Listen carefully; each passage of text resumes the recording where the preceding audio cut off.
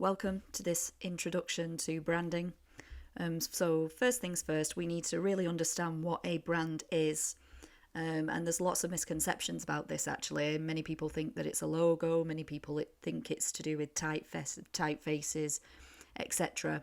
But the best person really to ask about this is a designer called Marty Neumeyer, and he's written many books on the concept of branding.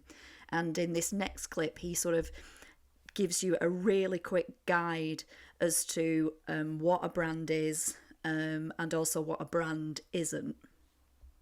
The term branding, people use it interchangeably with logo design, identity design, or even sometimes typography. And maybe we need to set the record straight. I know you're the best person to tell us. What is branding, Marty? Yeah, so let's start with what branding isn't. Okay.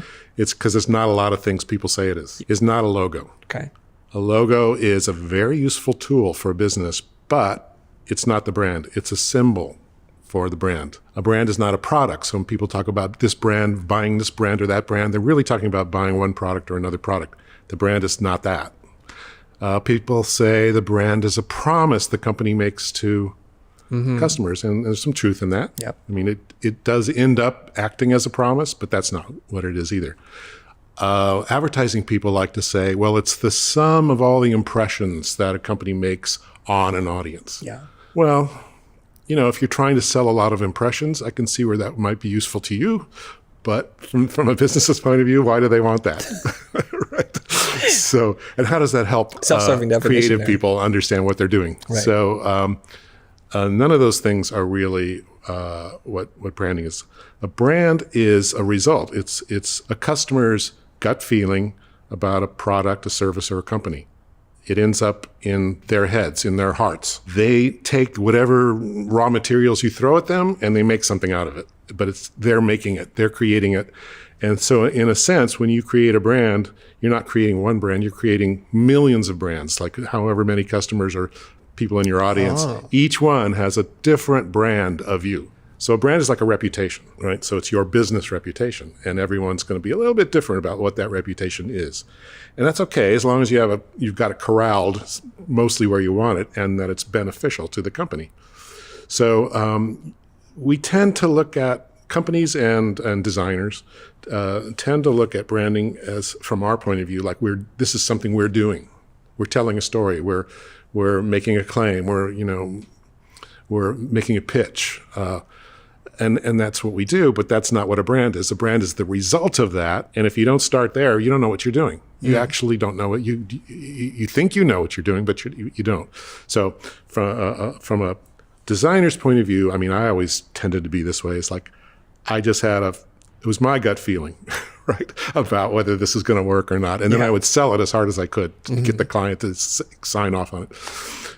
From the client's point of view, they're going, well, it's a checklist. I got the logo, I got the tagline, I got the ad campaign, click, check, and they think they're done. Right. None of that's right. What's right is what happens in people's heads.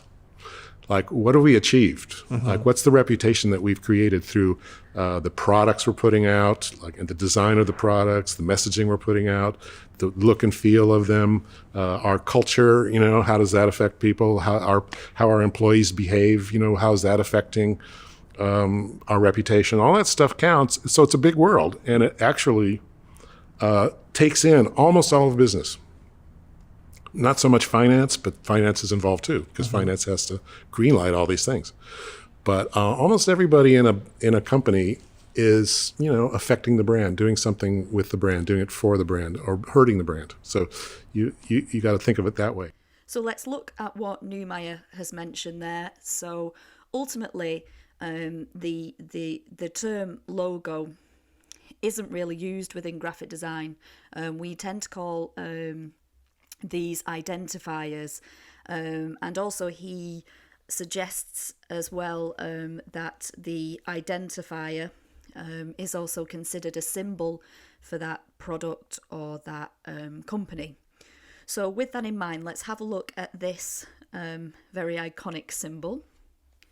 So I'm sure you all recognise this. So this is the Nike, as many people refer to, tick. And if we look at its history, it's quite interesting, really. So Nike was originally called Blue Ribbon, and it was one of the founders was called Phil Knight.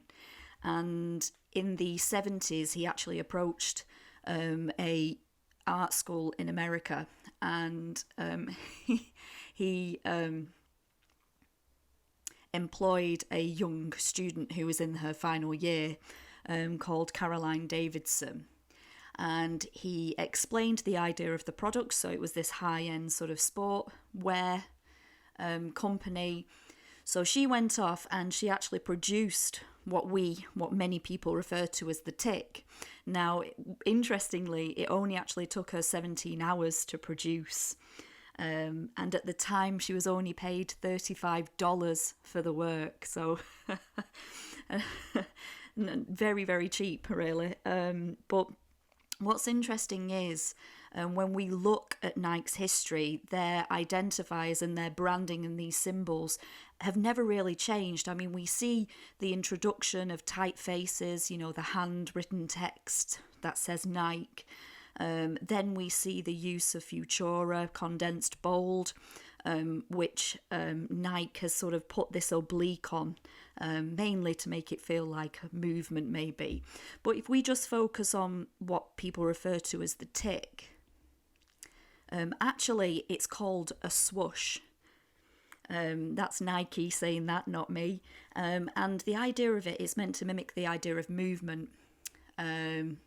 Very simple, very fluid. And also the shape of it is meant to mirror that of the wings of the goddess of victory. So again, this idea that, these athletes are going onto the pitch or the court, and ready to battle, and victory being, the most important thing. And Caroline Davidson really puts the ideas of that into this symbol. As a symbol, how simple it is, but those ideas are embedded in it. Now, many people, if you were to ask, what the first words would come to their mind when they saw this, very much about athleticism. Many people will remember the Just Do It campaign, which again is one of the most amazing marketing campaigns that's ever been taken on by any company. So ultimately, this Nike swoosh is a perfect example of where branding has been spot on. Now remember, as Newmeyer said, it's not all about the symbol, but for us that's what we're going to be focusing on. So it's that idea of, do you use something that's typographical, or do you go for something like an icon, a symbol, just like the Nike swoosh? So here's an example of a student's work who, this particular student designed the branding for the collective. So you're all aware of what the collective is. So every year it goes through a rebrand. And one of the first things that I ask the students to do is look at the manifesto. So what, as a group of artists and designers, what is it that we are trying to achieve? And from there, I ask the designers to go away and design a brand that reflects that. So as you can see here, these are the three that we've had so far. And again, the collective is about a group of students coming together, working together, all with different skill sets and knowledge, but ultimately with the same values. Their aim is to promote art and design and show sort of their skills and their knowledge, how it fits into the wider world. So here's some examples that I'm just going to go through. And what I want you to sort of pick up from this is how the student has developed the idea. So in your sketchbooks or your websites, this is what you should be documenting.